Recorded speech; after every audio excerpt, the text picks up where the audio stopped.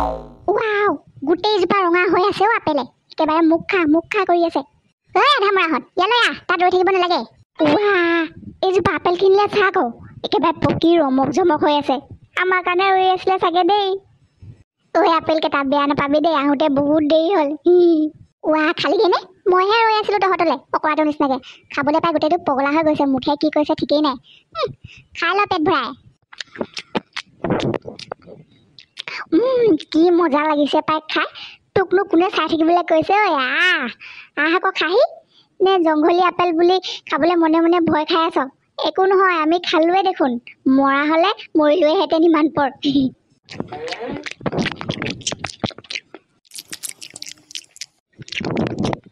সঁচাকৈ তামাম মিঠা ন খাই বৈ পেটটো গধু গধুহে লাগিলে ইমান দিনৰ মূৰত পেট ভৰাই খাবলৈ পালোঁ অকণমান শুই লওঁ দেই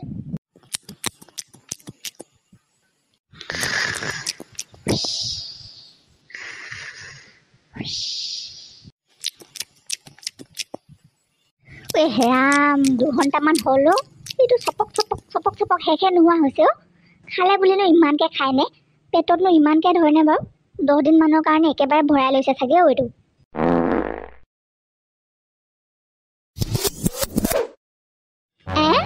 ঐ ইমান ডাঙৰ চাকু এখন ক'ৰ পৰা আহিলে কুম্ভকৰ্ণ চাকু উৰি আহিছে ক'ৰবাৰ পৰা ক'ৰ পৰা আহিলে এখন নাজানো শুই থাকোঁতে হাউলি দে মৰাহঁত নহ'লে কাটন খাবি এতিয়া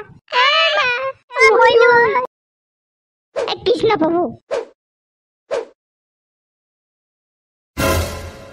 অথনিৰ পৰা এইটোৱে মানে এইবোৰ দলিয়াই আছিলে ঐ মন কোননো এইটো হাতত দেখোন বিৰাট ডবল এডাল বন্দুক মোৰ জংঘলত থকা মোমাইটো আকৌ ডাঙৰটো ইমান দিনে কোৱাই নাছিল যে আমাক ইমান দুখীয়া ভাগৰে গৈ থকাতকৈ মোমাই ঘৰতে এৰাতিমান থাকি যাব পাৰিলোহেঁতেন তোক ক'বলৈ ময়ো আগতে চিনি পোৱা নাছিলোঁ যে এতিয়াহে চিনি পাইছোঁ ঐ বুৰ্বক একোৱে বুজি নাপাওঁ নেকি তই নাজানো মই কোন হয় আরামি আপেল গাছ কান মোর আছে তইলো মোর আপেল খাইছে এনকা কি কৰি আছে গুলি মাৰিম ভাবিছে বৰ সাংঘাতিক ভাষা কৈছে দেখোন ন আপেল গছৰ মালিকো ওলালে নি গছজোপা ইয়াৰ আছিল নেকি ভুলতে খাই পালোঁ কি হ'ব বাৰু এতিয়া ঐ এইটোৱে দেখোন মোৰ ফালেহে বন্দুকটো টোৱাইছে মই অকলে খাইছিলোঁ নেকি কি ক এতিয়া চালা খকুৱা তই দেখোন মোতকৈ বেছিকৈহে খাইছিলি ক এতিয়া কি চাই আছ মুখখন মেলি মই অকল খাইছিলোঁহে তই দেখোন লৈও ল'লি এইটো মাটি বি মোর আছে এইটো গছ বি মোর আছে তই মোর আপেলটো দৌৰি কাচাক খাইছে কাক উদিছে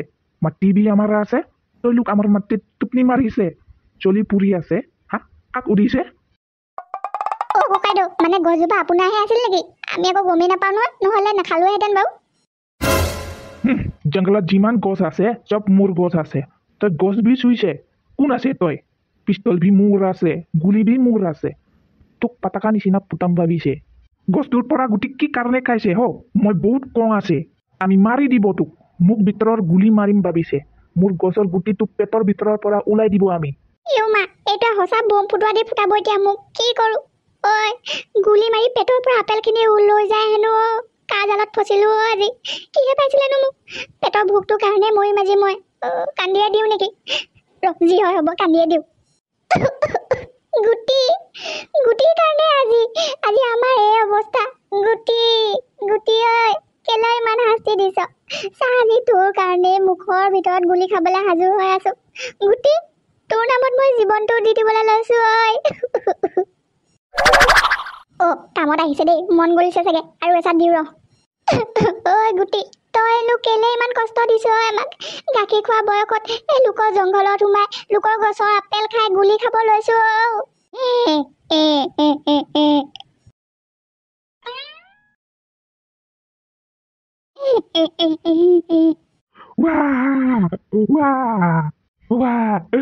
গুটি কোন আছে তোৰ কানি উনি ময়ো কান্দিব মন গৈছে গুটি ক'ত গৈ আছে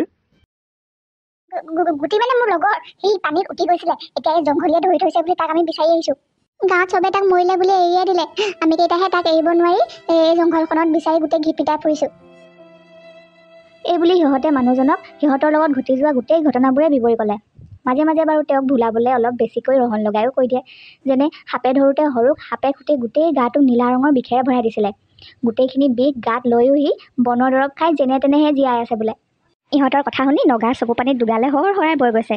সৰু আৰু মনয়ে নাকান্দিবলৈ সান্তনাহে দিছে, হ'লেও নগাই চকু পানী ৰখাবই পৰা নাই। এনেদৰে 2 ঘণ্টামান যোৱাৰ পিছত আমি এইটো জাংলত তাকে তই লোক আজি আমাৰ ঘৰত থাকিবি, পেট ভৰাবি, উবি, আৰাম কৰিবি।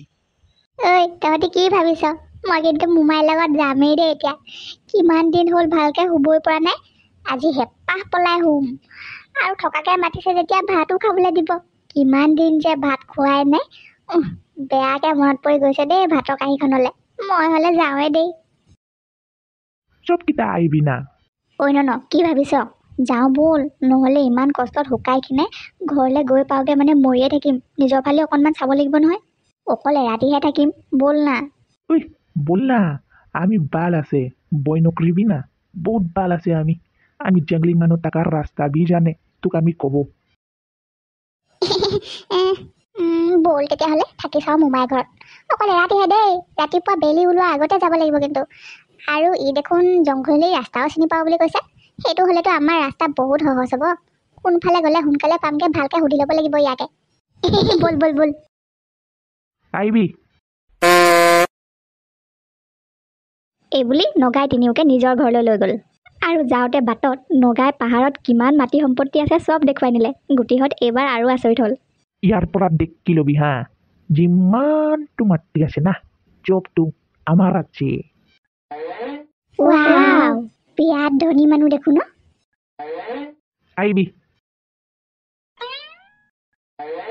এইটো ইল আছে না, দেখিছে? আছে আছে, আমিতো ইয়াৰ পৰা দেখি আছো।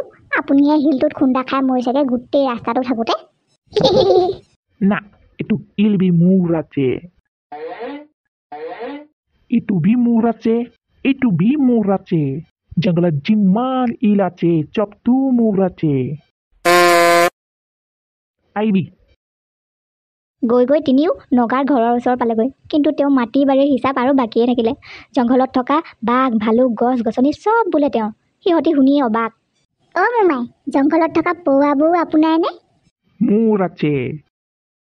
অ' মোমাইদেউ, এই চৰাইকেইটা যে উৰি ফুৰে সেইকেইটাও আপোনাৰ নে? মোৰ আছে। অ' মোমাই, জংঘলৰ ওপৰেদি উৰি যোৱা এৰোপ্লেন কেইখনো আপোনাৰ নে? না না না না, এইটো মোৰ না আছে। আজি কেনেকৈ বন মন্ত্ৰীক লগ পাই গ'লো দেখিলি, কপাল লাগিব।